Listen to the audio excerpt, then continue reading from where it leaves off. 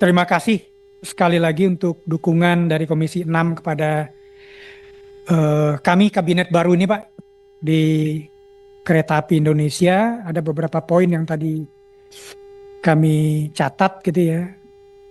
Eh, Terutama itu di poin-poin perbaikan dan restrukturisasi, kemudian juga ada transformasi, kemudian juga bisa disimpulkan ekspansinya juga KAI ini agar lebih sustain ke depannya. Memang pada saat ini memang banyak sekali masalah dalam 3 hari 4 hari ini kami hampir 24 jam gitu ya mendeep dive, memahami kendala-kendala internal baik dalam organisasi KAI sendiri dengan portofolio-portofolio KAI yang ada gitu ya, dan kemudian ada kaitan-kaitannya juga dengan apakah itu kementerian lembaga yang lain, apa itu dengan entitas yang lain juga. Kedua, tadi memang kami baru ya, mungkin paparan kami belum sangat komprehensif karena kami agak worry juga untuk menampilkan sesuatu yang kami tidak kuasai, Pak. Yang belum kuasai. Jadi kami mohon nanti satu waktu lagi apakah kita dalam bentuk FGD gitu ya untuk memahami lebih dalam, dan kami yakin dalam 1 minggu ke depan kami bisa memahami semua kendala-kendala, permasalahan-permasalahan yang ada di dalam KAI ini. Terutama kami dalami juga ya, masalah KCIC yang seperti yang disampaikan tadi, memang ini bom waktu buat. Sebentar Pak Bobi. Ya. Kami ingin sampaikan dalam RKP 2025 dan antara itu sudah ada solusi untuk penyelesaian KCC. Nah, saya minta Pak Bobi koordinasi dengan kan setiap bulan kan KAI pasti diundang oleh Danantara untuk evaluasi kinerja kan. Nah, di situ tolong dibicarakan dengan managing director. Bapak siapa ya managing directornya? KAI ini siapa? Sama siapa? Bu Febri. Oh, Ibu Febri. Nah, tolong bicarakan soal di dalam RKP-nya Danantara 2025 salah satunya ada penyelesaian permasalahan WUS ini. Oke, terima kasih Pak. Ya.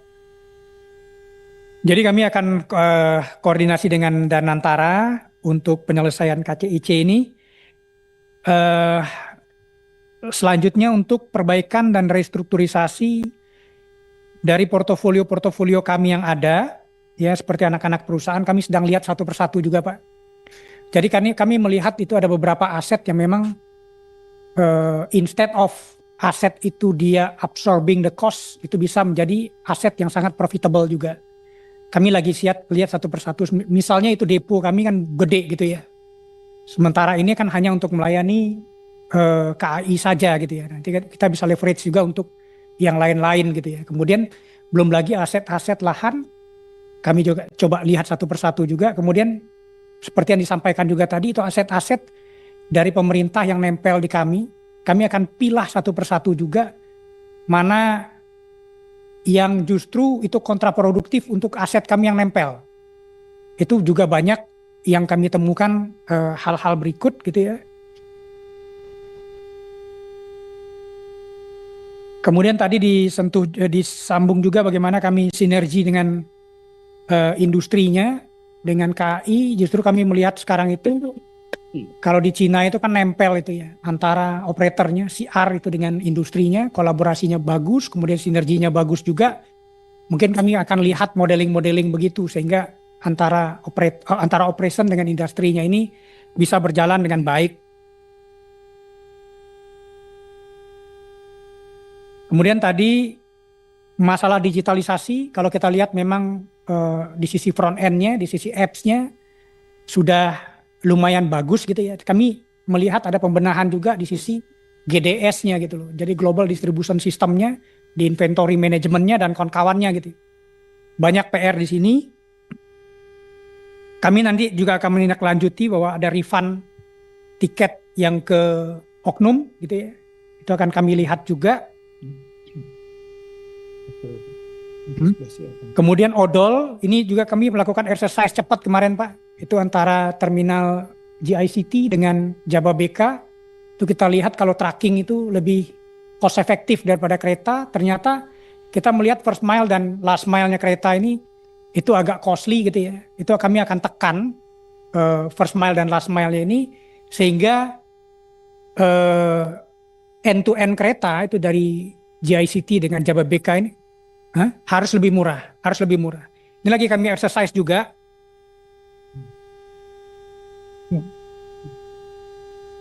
Transformasi digital. Pak Dirut, seperti yang Bapak sampaikan selama ini Pak Om Is, mahalnya itu pas dari pelabuhan ke stasiun dan pas bongkar loading unloadingnya ini PR-nya. Iya. Kalau di negara lain kenapa bisa murah, kenapa negara kita lebih mahal? Ya. Nah itu Pak PR-nya Pak, tolong ya Pak. Ya.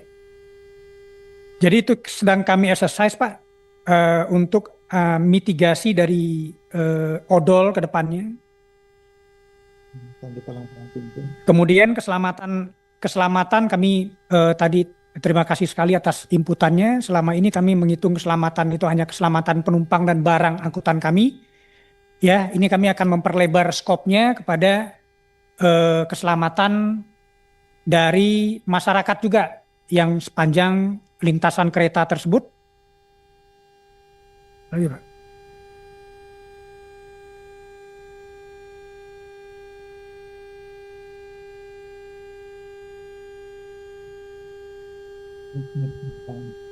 Pak Bobi, mungkin yang lain bisa tertulis. Ya. Mungkin highlightnya doang dijawab. Salah satu yang paling penting ini Pak. Ini kan mohon maaf ya. Ada seakan-akan pemaksaan dari Dirjen Kereta Api bahwa semua dipindahkan ke stasiun Manggarai. Ya, saya melihat katanya bahkan penumpang antar provinsi pun misalnya kereta api itu nanti akan dipindahkan dari Gambir menuju Manggarai. Itu realistis nggak? Dengan lokasi ya kan Sulit. banyak orang bilang nggak karena jalan aksesnya nggak ada, parkirnya nggak ada. Bapak bicara dengan Pak Menteri, Ya. kenapa Dirjen Kereta Api itu investasi triliunan di Manggarai? Ini ngejar project atau ngejar pelayanan? Kan logikanya kan nggak masuk akal itu. Ya, ini penting nih Pak. Saya sudah berkali-kali ke Manggarai. Saya melihat itu pembangunannya ngabisin uang triliunan rupiah. Ya, kenapa enggak Gambir yang diurus? Karena Gambir lebih luas, space-nya, aksesnya lebih gampang, parkirnya lebih luas. Kenapa Manggarai ya parkir nggak ada, aksesnya sulit? Itu Bapak harus berani bicara dengan Dirjen Perkeretaapian. Kita kan mindsetnya pelayanan publik Pak, bukan proyek. Nah itu tolong disampaikan ke DJKA itu. Makanya tuh KPK bekerja kemarin. Tolong Bapak ingatkan mereka. Jangan sampai karena kepentingan proyek lalu kajian di zaman Orde Baru itu dipakai di zaman sekarang. Kan saya dengar informasinya kajian itu zaman Orde Baru itu. Sekarang gimana mau akses parkir nggak ada, akses masuk nggak ada. Gimana orang mau datang ke stasiun kereta api kalau aksesnya nggak ada. Nah ini tolong Bapak harus berani bersuara. Harus berani bersuara, bisuarakan di Komisi 6, suarakan di Komisi 5 supaya Dirjen Kereta Apinya dengar ini kupingnya. Gitu Pak, makasih Pak. Ya, terima kasih Pak pimpinan. Kemudian kami catat juga itu masalah klasik IMO dan TAC gitu ya. Memang ini struggling sekali gitu ya.